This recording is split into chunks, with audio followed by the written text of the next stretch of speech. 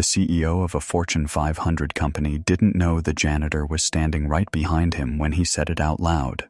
The thing that revealed everything wrong with the company, the sentence that would ultimately cost him his job and transform an entire corporate culture. What he said was this: "These people are replaceable, every single one of them. They just don't know it yet." Marcus Williams, 52, had been emptying trash cans at Northbridge Financial for 7 years, and in all that time, exactly 3 executives had ever learned his name. He knew this because he kept count. Not out of bitterness, but out of observation. Marcus had always been a watcher, the kind of person who noticed things. The way people's voices changed when they talked to someone they considered beneath them. The emails left open on screens when people stepped away from their desks. The conversations that happened freely when people assumed you weren't actually there. He worked the evening shift, 6 p.m. to 2 a.m., moving through the glass towers of corporate America like a ghost. His uniform was navy blue. His cart had a squeaky left wheel he'd never bothered to fix because the sound announced his presence, gave people time to stop their private conversations before he rounded the corner. He had a daughter in college, a mortgage that was always one bad month away from trouble, and a belief that all work had dignity, even if nobody else seemed to think so. Marcus had seen it all during his years at Northbridge. The affairs conducted in corner offices after hours, the crying in bathroom stalls after brutal performance reviews, the celebrations and the terminations, the humanity people showed when they thought no one important was watching. He never gossiped, never repeated what he saw or heard. That wasn't his nature. He just noticed, filed it away, understood that he was witnessing the real company, not the one in the mission statement framed in the lobby. It was 9:47 p.m. on a Tuesday when Marcus heard the sentence that would change everything, standing in the executive hallway with his cleaning cart, essentially invisible. He'd been about to knock on the door of the CEO's office, could see through the glass wall that Richard Thornton was on the phone, pacing. Marcus waited. That's what you did. You waited for the important people to finish their important business. Thornton's voice carried through the door. Listen, Jerry, I don't care about morale scores. I don't care about engagement surveys. These people are replaceable, every single one of them. They just don't know it yet. We keep them scared. We keep them competing. We keep them believing they're lucky to be here. And they stay productive. That's the game. Marcus stood there for a long moment, his hand still raised to knock. Something shifted in his chest. Not anger exactly, something colder, clearer. He'd heard dismissive things before, heard executives talk about employees like chess pieces, but this was different. This was the CEO, the man whose face was on the website under the word values, articulating the exact opposite of everything the company claimed to believe. Marcus lowered his hand, He turned his cart around, that squeaky wheel announcing his retreat, and he walked back down the hallway. His shift ended at 2 a.m. like always. He drove home through empty streets like always. But he wasn't the same person anymore. Something had crystallized. A question formed in his mind that wouldn't leave him alone. What could someone who nobody sees actually do with what they know? Marcus didn't sleep that night. And by 6 a.m. he was sitting across from his daughter Lisa at their kitchen table, her laptop open between them. Lisa was studying organizational psychology at State, working on her thesis about workplace culture. She looked at her father with concern. He never asked for help with anything, never admitted when something was bothering him. Tell me about systems, Marcus said. How do you change a system from the inside when you're not the one in charge? Lisa studied his face. Dad, what happened? So he told her. Everything he'd heard, everything he'd observed over 7 years. And as he talked, Lisa started typing, pulling up her research, her case studies, the frameworks she'd been studying. They talked for 3 hours. She showed him examples. The factory worker who revolutionized Toyota's production system, the hospital janitor whose observations led to infection protocol changes that saved lives, the school custodian who identified and stopped a bullying ring that teachers had missed.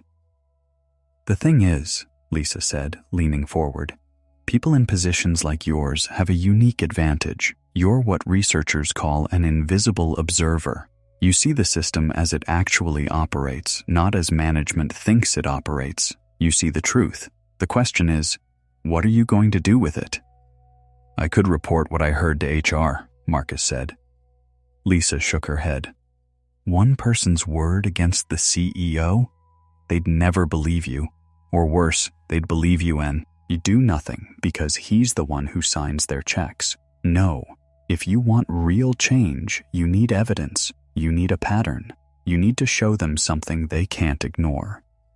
What Marcus created over the next 2 weeks would later be called the Invisible Observer Protocol, a framework for using organizational invisibility as a strategic advantage for culture change. But at that kitchen table at 6 a.m., it was just a father and daughter sketching ideas on notebook paper, building something that had never existed before. The framework had 5 core principles. First, document everything, but never through official channels.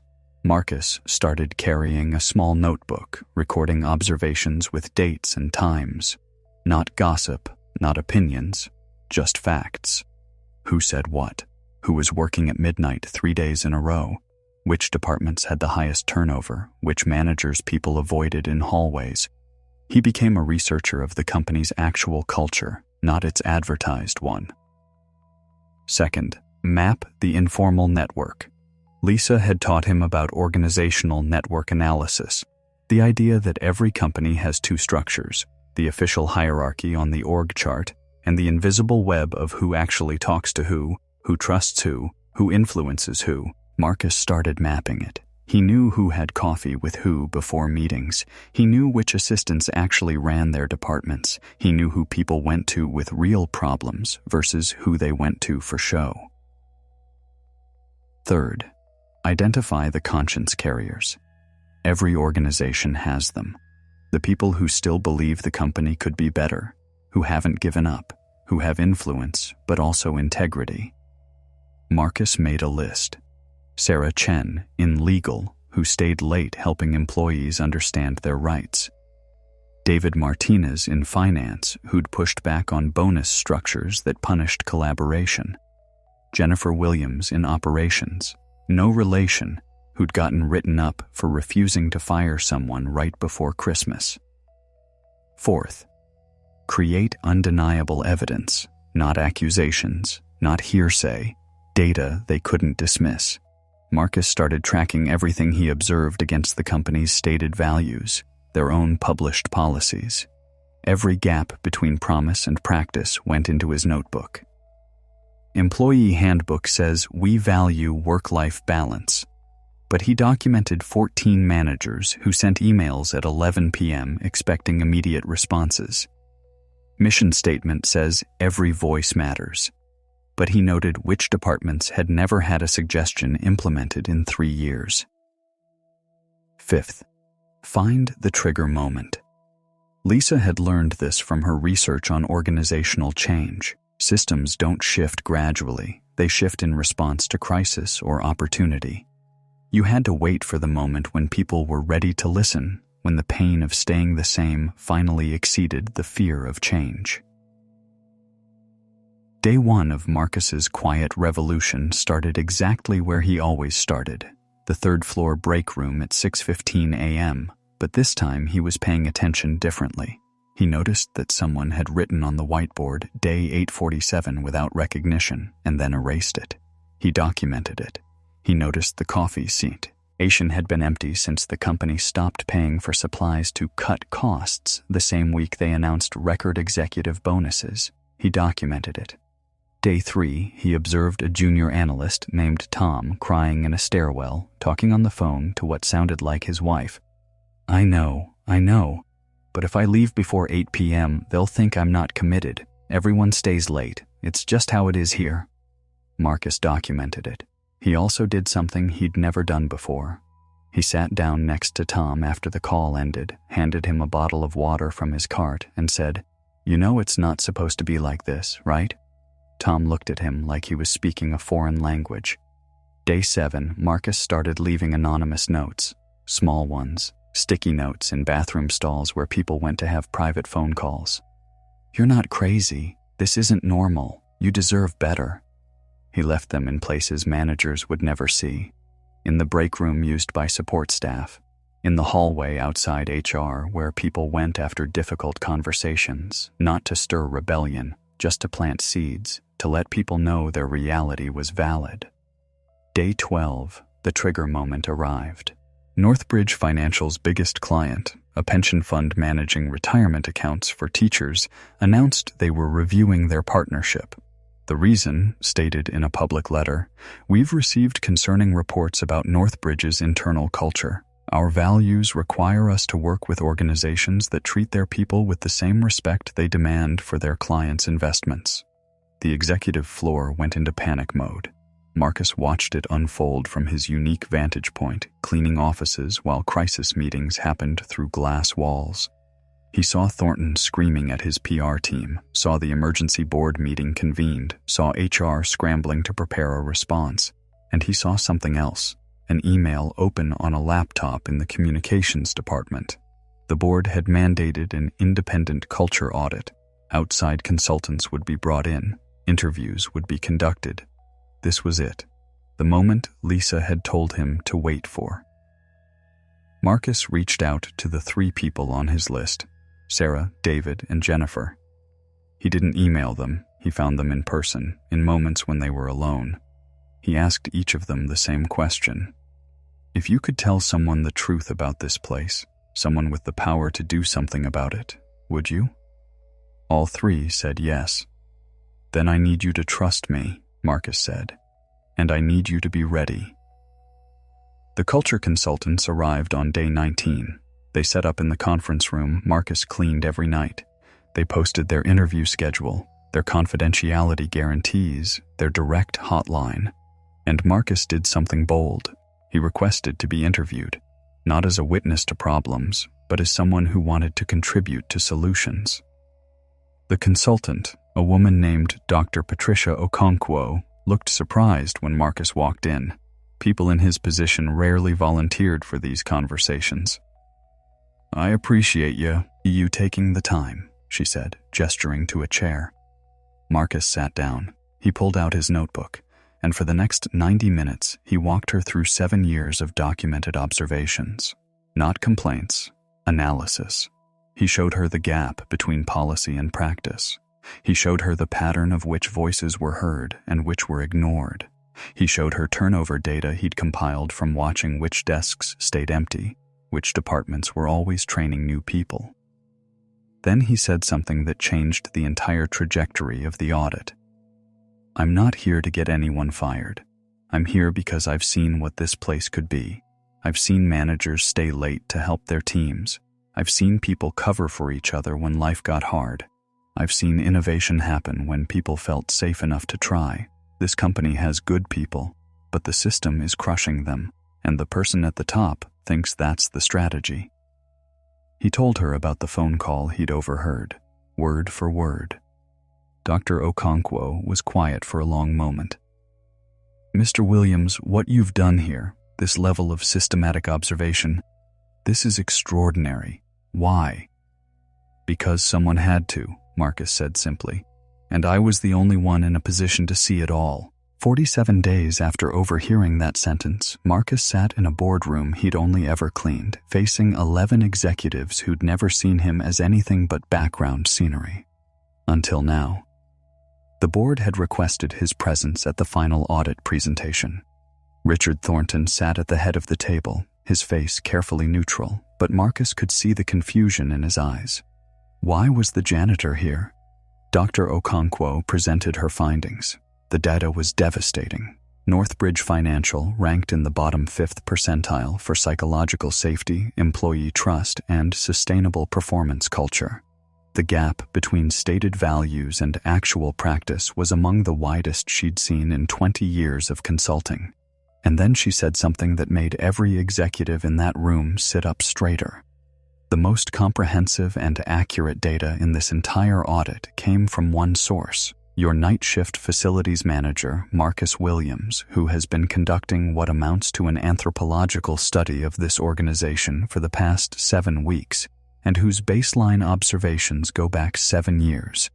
She pulled up slides, Marcus's data translated into charts and graphs, his observations, now quantified and verified through her independent interviews. Every pattern he'd seen, now undeniable. Mr. Williams has done something I've rarely seen, Dr. Okonkwo continued. He's demonstrated that the people you consider peripheral to your operation often have the clearest view of your culture. He's also demonstrated something else. That change doesn't require position. It requires courage, clarity, and commitment. The presentation lasted 2 hours. By the end, 3 board members had resigned. Thornton was placed on immediate administrative leave, pending a leadership review he would ultimately fail.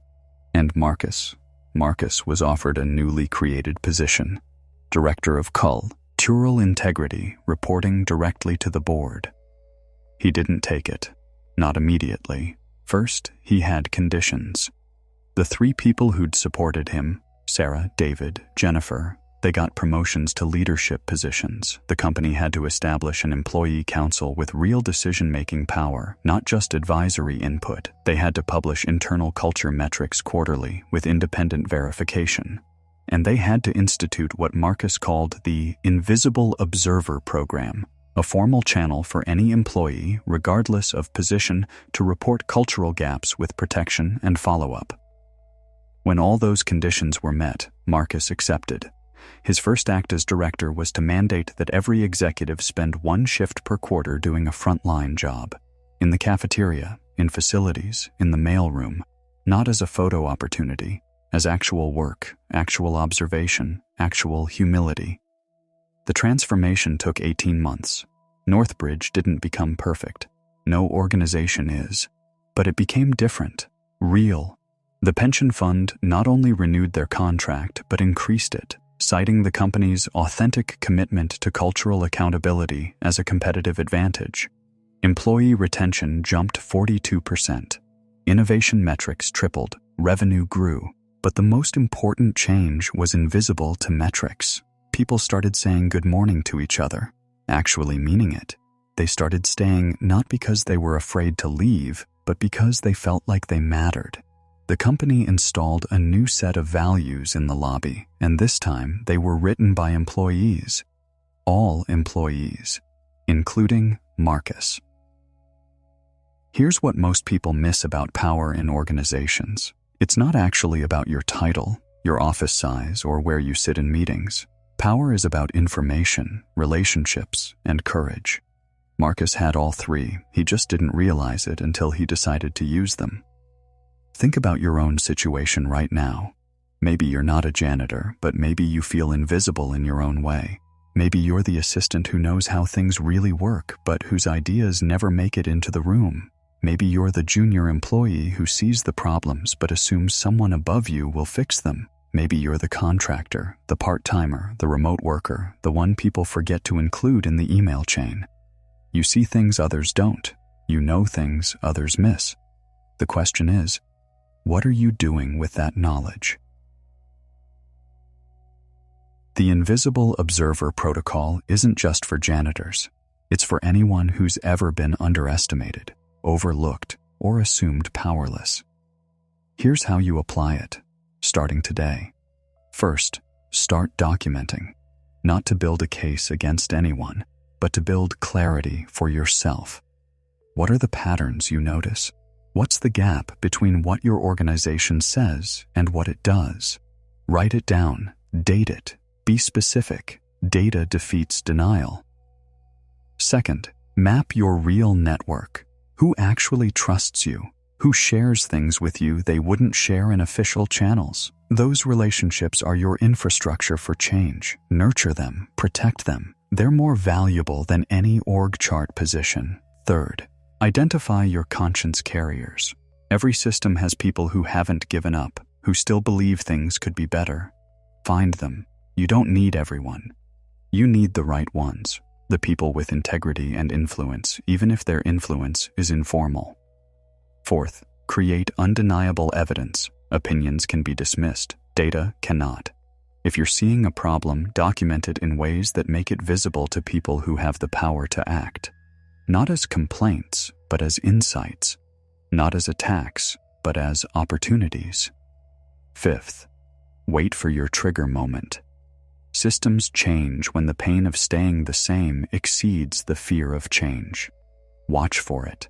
When crisis hits, when opportunity opens, when people are finally ready to listen, that's when you act. Not before, not in frustration. Strategically. You don't need permission to observe. You don't need a title to care. You don't need authority to document truth. What you need is the courage to believe that your perspective matters, that your position, wherever you sit in whatever hierarchy, gives you a unique view that others don't have. Marcus wasn't special. He was just willing to take what he saw seriously. He was willing to believe that being overlooked could be an advantage instead of just an indignity. He was willing to act when he could have easily just finished his shift, collected his paycheck, and told himself it wasn't his problem. So here's your challenge, and it starts today, wherever you are in whatever hierarchy you're navigating. Stop dismissing what you see just because you think your position doesn't give you the right to see it. You're not crazy. You're not imagining it. If something feels wrong, if there's a gap between what your organization claims to be and what it actually is, you're probably right. Start your notebook today, not a digital one that could be discovered, a physical one you control. Document one thing every day, just one. A pattern, a contradiction, a moment that reveals the real culture. Do it for 30 days, and you'll have more clarity about your organization than most of the executives running it. Find one conscience carrier this week, one person who still believes things could be better. Have a real conversation, not in email, not in Slack, in person. Build that relationship. You'll need it. And here's the hardest part. Decide what you're willing to risk, because change always has a cost. Marcus risked his job. He risked being labeled a troublemaker. He risked failure. But he also understood that the cost of silence was higher. The cost of watching a broken system break people day after day and doing nothing about it. You might not be ready to risk what Marcus risked. That's okay. Not every situation calls for revolution. But every situation calls for integrity, for paying attention, for refusing to pretend you don't see what you see. Maybe your impact won't be as dramatic as Marcus's. Maybe you won't transform an entire corporate culture. But maybe you'll speak up in one meeting where you normally stay silent. Maybe you'll document one pattern that helps someone else make a decision. Maybe you'll be the person who validates someone else's reality, who lets them know they're not crazy for seeing what they see. That matters. It all matters. The story of Marcus Williams spread through business schools, through leadership conferences, through organizational psychology programs, not because he was powerful, but because he proved that power isn't what we've been taught to think it is. Power isn't about the corner office. It's about clarity, courage, and the willingness to act on what you know to be true. Your organization needs its invisible observers to stop being silent. Your team needs someone to document the gap between promise and practice.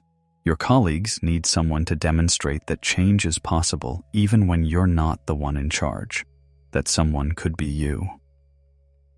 So tonight, tomorrow morning, whenever you're back in your work environment, start paying attention differently, not with cynicism, not with resignation, with purpose. You're not just doing your job, you're observing a system, and observation, when coupled with courage, is the first step toward transformation. The boardroom isn't where culture lives. It's in the hallways, the break rooms, the late-night conversations, the moments when people think nobody important is watching, and you're watching. You're there. You see it.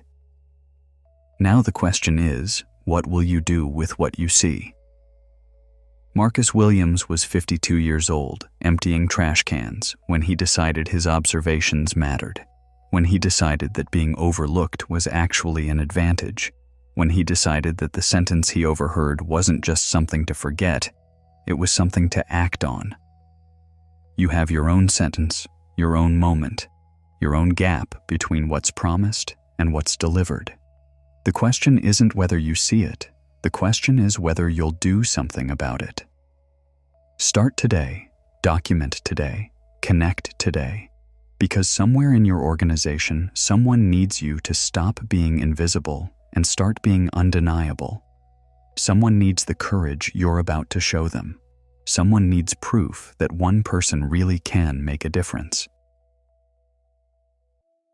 Be that proof. The world has enough people who see problems and shrug. It needs more people who see problems and act. More people who understand that transformation doesn't start in the executive suite. It starts wherever someone decides they've seen enough, they know enough, and they care enough to do something about it. Marcus would tell you it wasn't comfortable. It wasn't easy. There were nights he questioned everything, days he wondered if he was making it worse, but there was never a moment he regretted seeing clearly, never a moment he regretted believing that what he saw mattered. Your clarity matters, your observations matter, you matter. Now go prove it.